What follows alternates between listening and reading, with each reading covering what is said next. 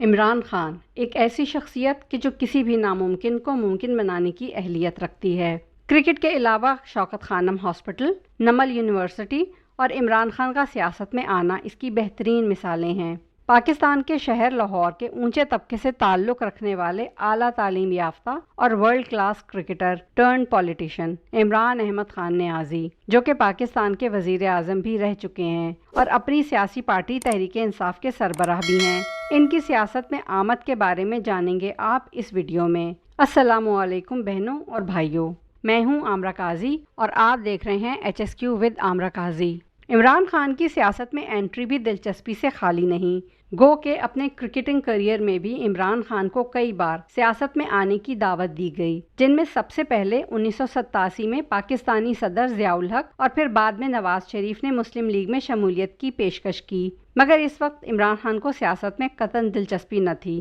لہٰذا انہوں نے انکار کر دیا۔ پھر اس کے کافی عرصے بعد 2002 میں بھی جنرل مشرف نے انہیں وزیر اعظم بننے کی پیشکش کی، مگر اس وقت بھی عمران خان کا جواب انکار ہی تھا۔ خیر 1992 کے کرکٹ ورلڈ کپ کے بعد جب وہ شوکت خانم ہسپتال بنا رہے تھے، اس دوران پاکستان کے فیلڈ سسٹم سے ان کا واسطہ پڑا تو انہیں حقیقی معنوں میں ملکی زب و حالی کا ادراک ہوا، تو انہیں پاکستان کی فکر ہوئی، جس کے بعد 1994 میں ISI کے سابق سربراہ حمید گل اور محمد علی درانی کی قیادت میں پاسبان نامی گروپ کو بھی جوائن کیا۔ سوشل ورک کے دوران انہیں ملک میں شہر شہر گھومنے کا موقع ملا، جس دوران انہوں نے عام پاکستانی کی بدحالی کا مشاہدہ بھی کیا، اور جب انہوں نے عوام کے زاویہ نگاہ سے جائزہ لیا تو انہیں ملک میں دو طرح کے نظام واضح طور پر نظر آئے، یعنی ایک امیر کا اور دوسرا غریب کا، جس میں غریب کے لیے انصاف کہیں نہیں تھا، جس پر وہ نہایت رنجیدہ ہوئے۔ عمران خان انتہائی حساس طبیعت ہونے کے باعث اپنے ماحول اور معاشرے میں ہونے والی خرابیوں سے بہت متاثر ہوتے ہیں،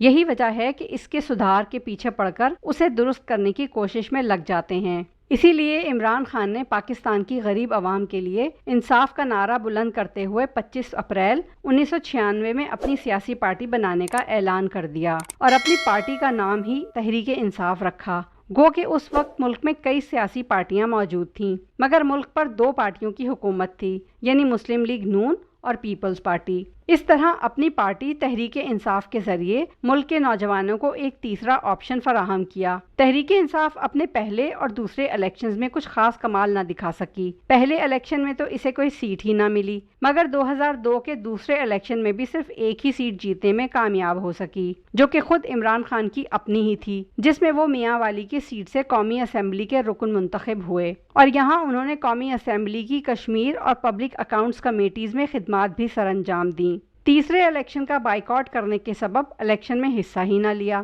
جبکہ 2013 کے چوتھے الیکشن میں بہت معمولی اکثریت اور توڑ جوڑ کے ساتھ ملک کے چھوٹے صوبے خیبر پختونخوا میں حکومت بنا سکے۔ یہ صوبہ پہلے ہی دہشت گردی کے خلاف جنگ کی وجہ سے بہت متاثر تھا، یہاں عمران خان نے خصوصی توجہ دی اور عام عوام کو سہولیات دیں، جس کے باعث بہت جلد وہاں کے نظام میں بہتری آئی۔ KPK وہ صوبہ ہے جہاں اگر کوئی حکومت کام نہ کرے تو یہاں کے عوام اسے اگلی بار منتخب نہیں کرتے، مگر پختونخوا میں بہتری کے لیے کیے گئے اقدامات ہی تھے کہ 2018 میں ہونے والے الیکشنز میں تحریک انصاف نے خیبر پختونخوا میں 2/3 اکثریت کے ساتھ کامیابی حاصل کر لی، اور ساتھ ہی ملک کے سب سے بڑے صوبے پنجاب اور وفاق میں معمولی اکثریت سے حکومت بنانے میں بھی کامیاب ہو گئے۔ اور یوں 17 اگست 2018 میں عمران خان 176 ووٹ حاصل کر کے پاکستان کے 22ویں وزیر اعظم منتخب ہوئے، جبکہ ان کے مخالف شہباز شریف صرف 96 ووٹ ہی حاصل کر سکے۔ بین الاقوامی ریپبلک انسٹی ٹیوٹ کے ایک سروے کے مطابق پاکستان تحریک انصاف قومی اور صوبائی سطح پر پاکستان کی تمام جماعتوں میں اس وقت سب سے آگے ہے۔